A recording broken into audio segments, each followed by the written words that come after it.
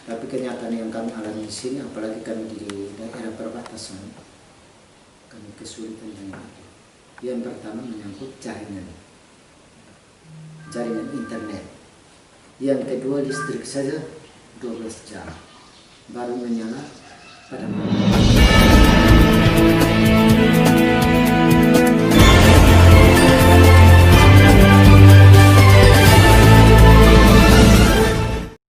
Terkait dengan pembangunan real yang sedang dikeluarkan di NTT sampai ke tingkat kabupaten dan desa, tentunya program ini memiliki satu mata rantai yang bersinergi dan tetap harus bergandeng untuk mewujud nyatakan tentang pembangunan real itu. Hadir saat ini saya sedang berada di desa Netenanu Selatan, Kecamatan Amfuang Timur, Kabupaten Kupang, di mana saya akan berdialog secara langsung dengan pemerintah desa di sini, dalam hal ini kepala desa dan para stafnya, akan memberikan penjelasan publik terkait dengan pembangunan real di pedesaan ini. Selamat siang Bapak Kepala Desa. Selamat siang. Baik. Terkait dengan pembangunan real yang sedang dikeluarkan, kita tahu bahwa negara Republik ini satu negara yang sangat luas. Dan program pembangunan itu dikeluarkan dari pusat sampai provinsi, ke kabupaten, dan sampai tingkat desa. Dan kita adalah ujung tombak pembangunan itu.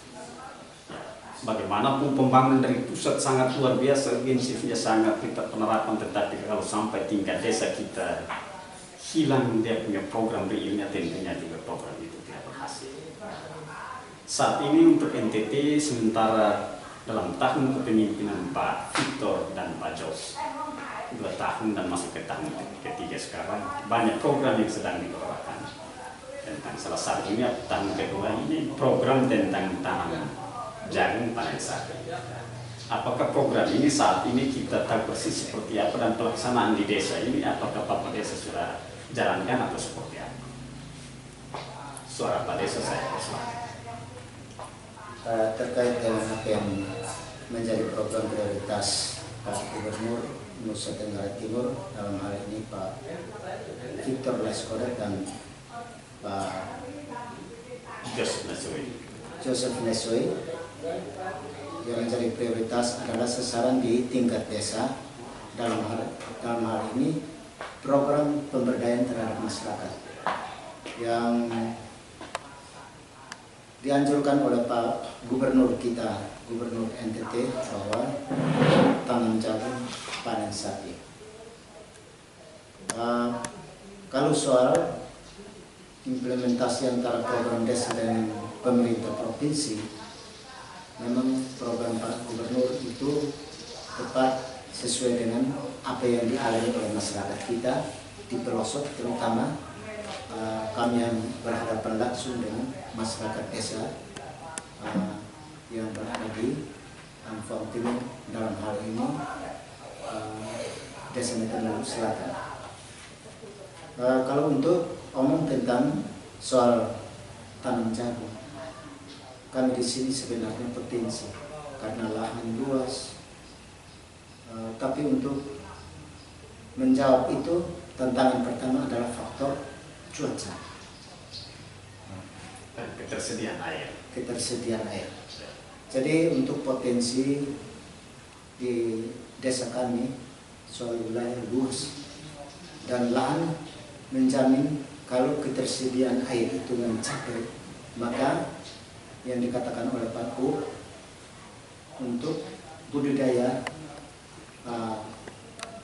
dalam hal ini petani harus menanam jagung untuk diproduksi, kemudian akan menghasilkan sapi. Kenyataan yang kami alami di sini, kendala kami adalah curah hujan tidak menentu, musim panas berkepanjangan ketimbang musim hujan. Maka ketersediaan air bagi program ini tidak mengimbangi apa yang diharapkan oleh Pak Gub kita. Kalau untuk soal untuk pemberdayaan menyangkut tanam jagung pada umumnya di Amfuang Timur, lahan siap. Kendala utama adalah itu.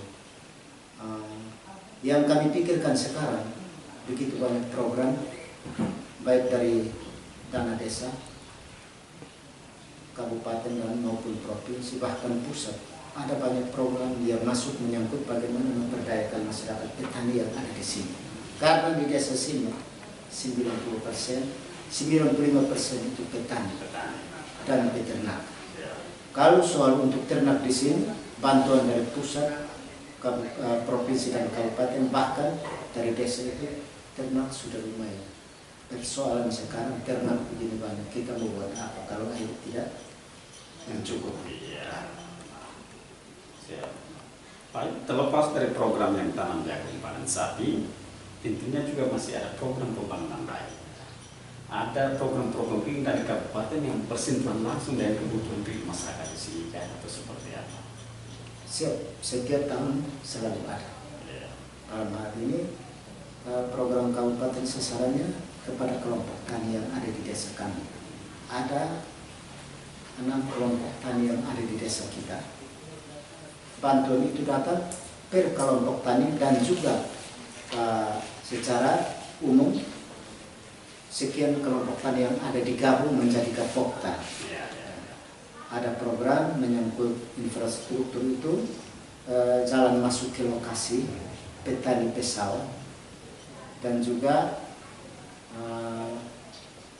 ada juga yang namanya bantuan-bantuan lain berupa bibit itu dari kabupaten. Desa pun juga ada pemberdayaan seperti itu. Bahkan juga di perkebunan, katakan dapur hidup selalu kita programkan. Tapi kendala utama dalam musim ini tidak tersedia air. Jumlah kakak kita total seluruh tahun desa Netenang. Kakak kita untuk sementara di desa Netenang Selatan perkembangan sampai dengan kemarin Agustus itu 514 kakak. 514 kakak. 514. Dengan jumlah jiwa total seluruh. Jumlah jiwa 2.375.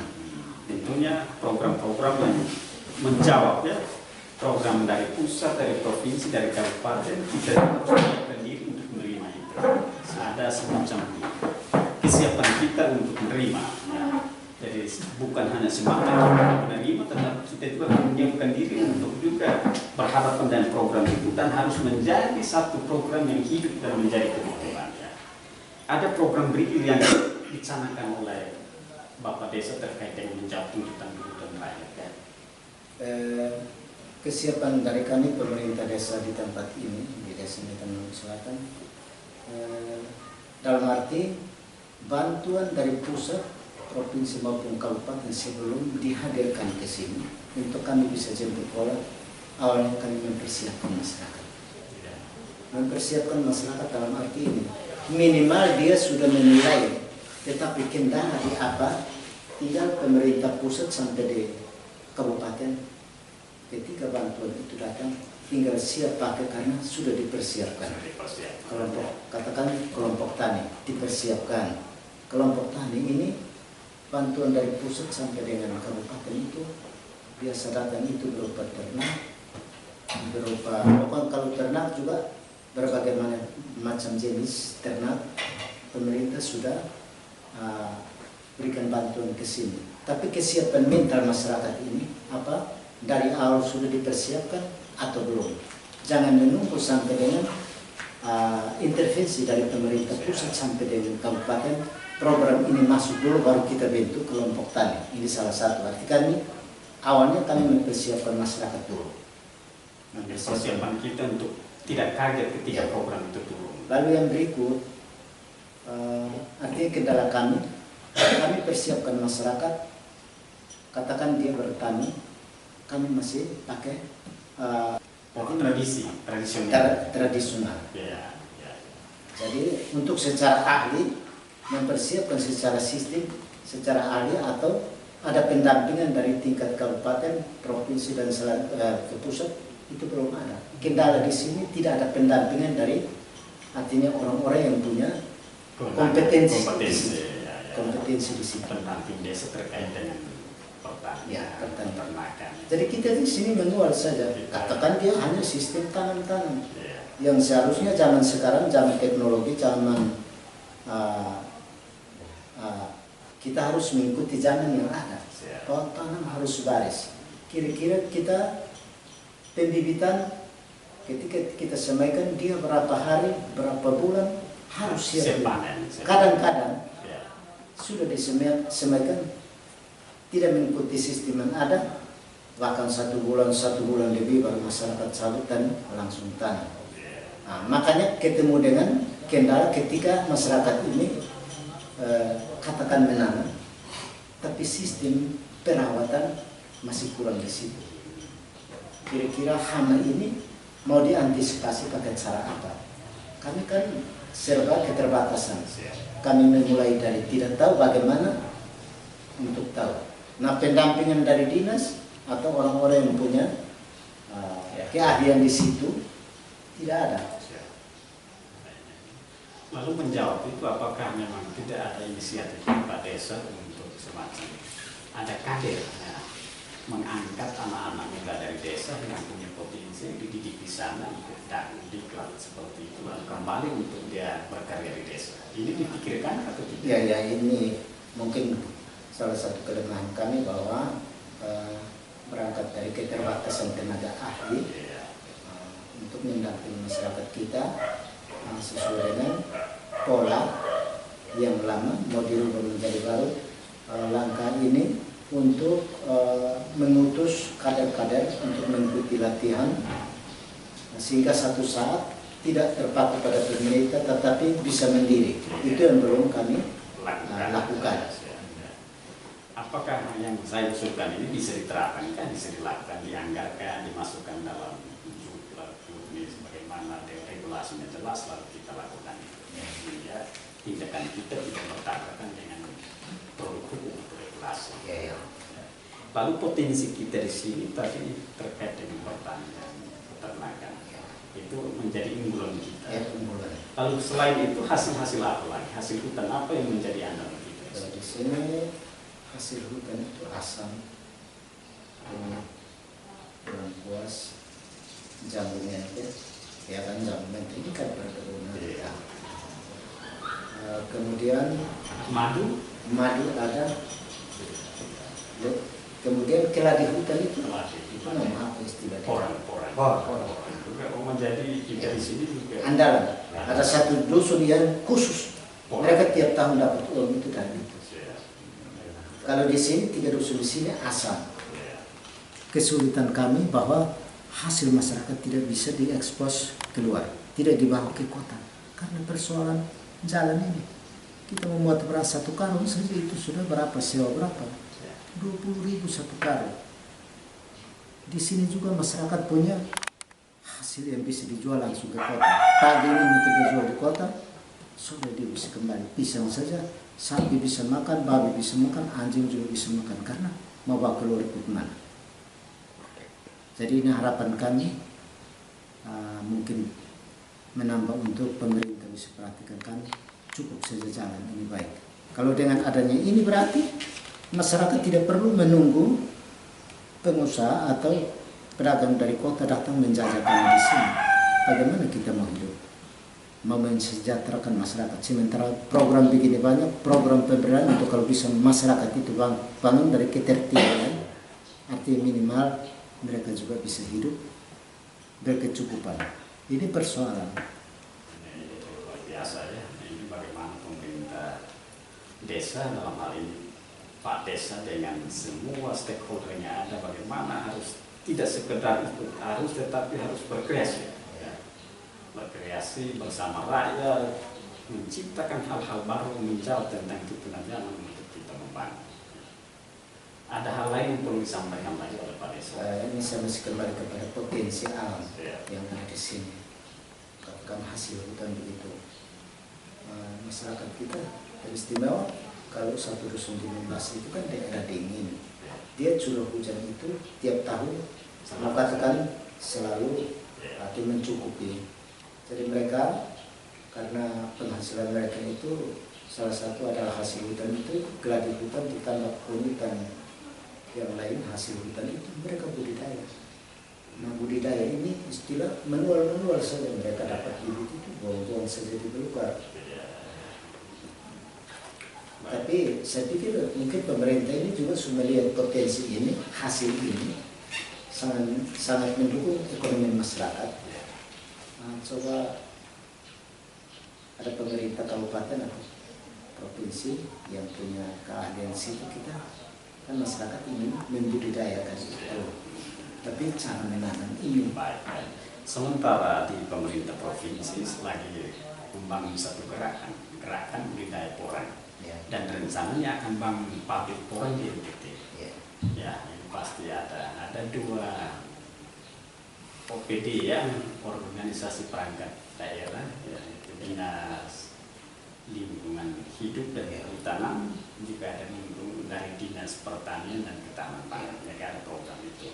Lalu boleh tahu dalam kaitan dengan pembangunan pendidikan di sini, dalam statistiknya kita berapa sarjana yang sudah lahir dari desa kita, lalu generasi selanjutnya dia seperti apa? Kalau mau dilihat dari dulu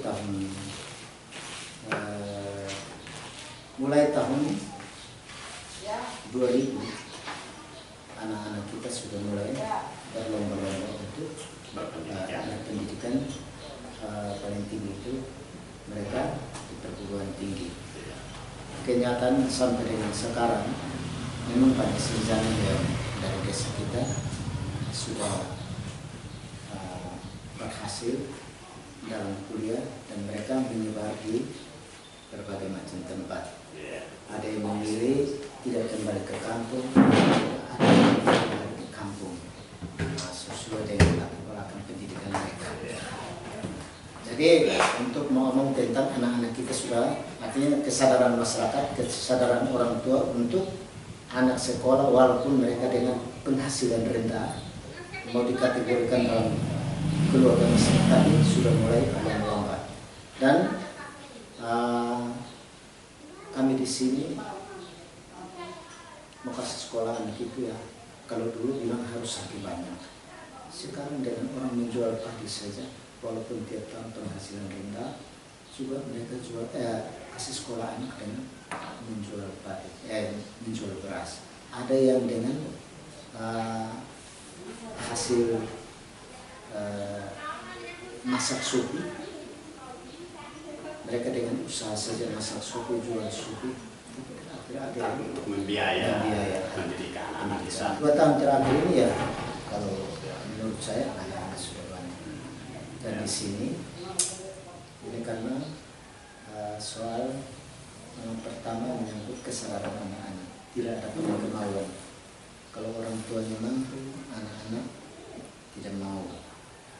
Kadang-kadang ya anak mau tapi keterbatasan orang tua terkait dengan penggunaan alat teknologi sekarang. Bahwa zaman sekarang baik di bidang pendidikan, di bidang pemerintahan atau di bidang apa saja selalu harus menggunakan alat daring. Tapi kenyataan yang kami alami di sini, apalagi kami di daerah perbatasan, kami kesulitan dengan itu. Yang pertama menyangkut jaringan internet. Yang kedua listrik saja 12 jam baru menyala pada malam hari. Siang aktivitas yang menggunakan listrik tidak sama sekali tidak ada. Bagaimana dengan kemajuan teknologi sekarang, sistem online ini juga satu kesulitan. Kita mau bangun tuan, di mana PLN ini? Dia hanya menyala 12 jam, siang tidak menyala. Kan tidak mungkin semua aktivitas itu berjalan hanya pada malam hari. Justru siang itu yang masyarakat menggunakan yang namanya jaringan dan PLN. Satu kesulitan besar yang sedang dialami oleh. Lalu yang kendala, artinya saya menyambung lagi ya. Upaya pemerintah baik dari pusat, provinsi maupun kabupaten, bahkan juga di tingkat desa dalam program pemberdayaan terhadap masyarakat, bahwa masyarakat pasti mau menanam atau beternak, solusi mau keluar itu kemana. Persoalan sekarang bahwa kita jangan saja ya mungkin di sepanjang perjalanan kami dengan polisi karena persoalan infrastruktur hubungan antara kota dengan kampung ini menyangkut jalan sangat sulit ya. sangat sulit. Lalu juga Pak Desa kita di sini ini adalah daerah desa perbatasan langsung dengan negara tetangga Timor Leste. Ya kan kita tadi ada informasi yang kita peroleh bahwa bagian utara, barat, dan selatan ini kita berbatasan langsung dengan beberapa kabupaten, TTS, TTU, dan Timor Leste. Ya. Kita di sini dia sistem keamanannya seperti apa? Apakah memang dalam keamanan kita masyarakat ini kita berjalan normal atau juga ada ancaman-ancaman lain? Kalau pengamatan kami di sini, memang kami tinggal di daerah perbatasan dengan negara Timor Leste. Kalau waktu ini kami cukup nyaman di sini, Cukup aman ya. cukup aman. Ya, cukup aman. Berarti Antusias dari masyarakat itu selalu tidak mengganggu batas. Kadang-kadang juga ada, tapi kita kasih pengertian, pemahaman bahwa kita beda negara, tidak boleh melintasi batas dengan tidak batas-batas teritorial antar negara ini kita punya kewenangan, punya hak yang kita di mana harus terdiri ya. Lalu Pak, intervensi langsung atau bentuk pembinaan dari Pak Desa untuk masyarakat untuk hidup damai itu seperti apa? Memperdayakan tentang aparat desa yang ada yang khususnya dulu ada anggota HANS yang apa seperti itu. Intervensi untuk kami mengimbau atau mengarahkan masyarakat supaya hidup nyaman di sini. Salah satu solusi bahwa kerukunan umat beragama di sini. Kadang-kadang memang terjadi, tetapi tidak separah apa yang kita tidak inginkan. Ya namanya kadang-kadang juga kenakalan remaja, tetapi kami dapat selesaikan dengan baik. Artinya bahwa pendekatan pemerintah desa dia sangat dirasakan oleh pemerintah masyarakat desa langsung. Baik saudara pemirsa, tentunya dialog singkat ini menghantar masyarakat Indonesia pada umumnya dan khususnya masyarakat putih untuk mengetahui tentang bagaimana upaya pembangunan di Republik ini. Atas perhatian diucapkan terima kasih. Salam merdeka.